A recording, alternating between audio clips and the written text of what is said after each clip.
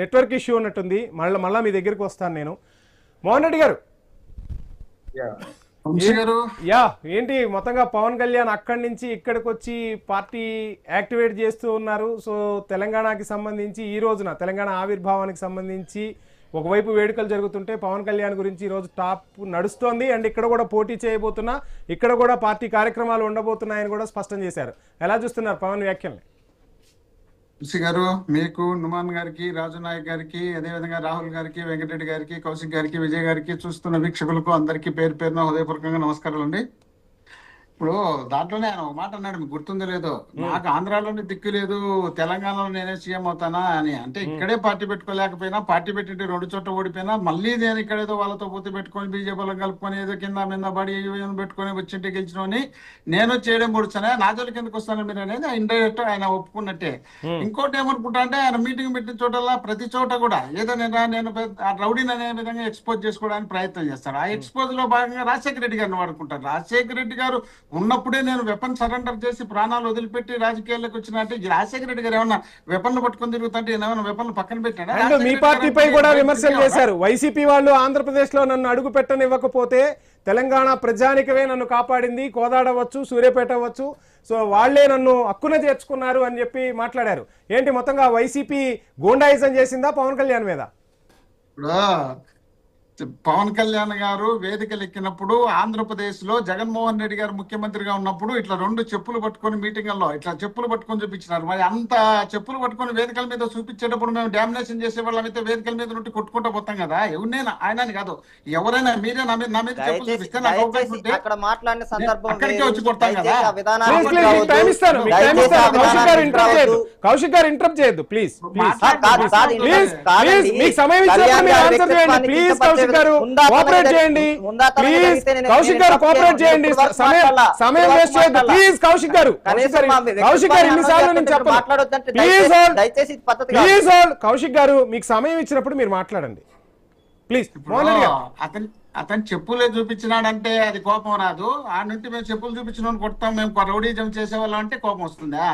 ఏం మాట్లాడుతున్నారు? ఏమన్నా కనీసం అన్న ఆలోచన చేయకుండా మాట్లాడితే ఎట్లా? ఏం మాట్లాడాము ఇప్పుడు? ఏదన్నా అతనే తిరుగుతామా?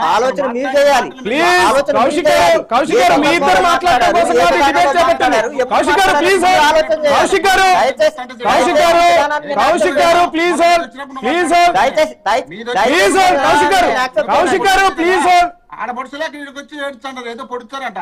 ఏది మీరు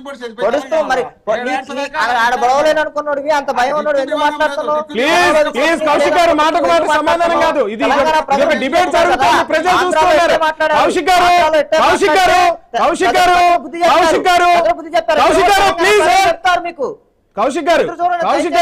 కౌశిక్ గారు ఒక డిబేట్ లో ఇంతమంది మాట్లాడుతూ ఉన్నారు. నేను ఇన్నిసార్లు చెప్పినప్పుడు మీరు దయచేసి సంయమనం పాటించండి. మీకు సమయం ఇచ్చినప్పుడు మీరు మాట్లాడండి. మాటకు మాట సమాధానం చెప్పుకుంటే కౌశిక్ గారు ఇన్నిసార్లు ఇంత ఓపికగా. మోహన్ రెడ్డి గారు ప్లీజ్ కంటిన్యూ. మోహన్ రెడ్డి గారు ప్లీజ్ రాజునాయక్ గారు నేను చెప్పాను ప్లీజ్ సార్ ఈ రోజు తెలంగాణ ప్రజానికం మొత్తం చూస్తోంది.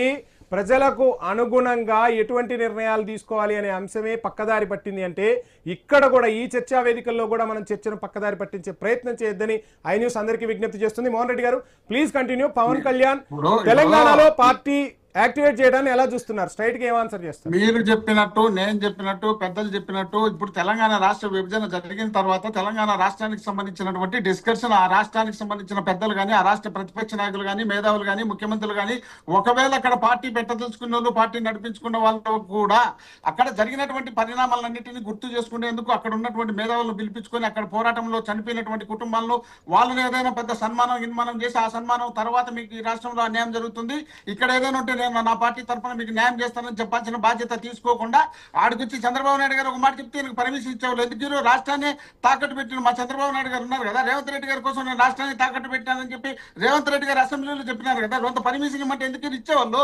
ఆయన మీటింగ్ సక్సెస్ కాదు కాబట్టి, మీటింగ్ సక్సెస్ కానప్పుడు పర్మిషన్ ఇచ్చి ఫెయిల్ అవుతుంది కాబట్టి, ఆ ఫెయిల్ కాకుండా ఉండాలంటే ఏదో ఒక ప్రెస్ మీట్ పెట్టి మాట్లాడచ్చు, అది కూడా హైలైట్ అయిపోతుంది కాబట్టి అక్కడ ఆ రాష్ట్రంలో కూడా ఇక్కడ బీజేపీలు ప్రోత్సహించినట్టు చేసినట్టు అక్కడ హైలైట్ చేసుకోవాలనే ఉద్దేశంలో భాగంగా ఈయన చేస్తున్నాడు. దాన్ని పోతే దృష్టిలో పెట్టుకోకుండా గద్దర్ను ఎవరు కాల్చినారంటే బుల్లెట్ దిగినాయంటే అరే తమ్ముడు అన్నట్టు, గద్దర్ని కాల్చింది ఎవరు?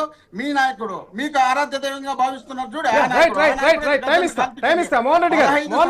మోహన్ రెడ్డి గారు రావాల్సిన పాయింట్ వచ్చింది, మీకు టైం ఇస్తాను నేను. యా కౌశిక్ గారు, అలాంటి వ్యక్తులను అలాంటి ఆలోచనలు వదిలిపెట్టి మీరు అక్కడ పోయి ఏదో రాజశేఖర రెడ్డి గారు జగన్మోహన్ రెడ్డి గారు ఈయనకు మైండ్ బ్లాక్ అయిపోయింది. విజయ్ గారు తమిళనాడు గెలిచిన తర్వాత ఈయనకు మైండ్ బ్లాక్ అయిపోయింది. నాకు 15 సంవత్సరాలు రోడ్డు మీద డేకిచ్చినారు, నన్ను ముఖ్యమంత్రి మోహన్ రెడ్డి గారు ప్లీజ్ మళ్ళా సమయం ఇస్తాం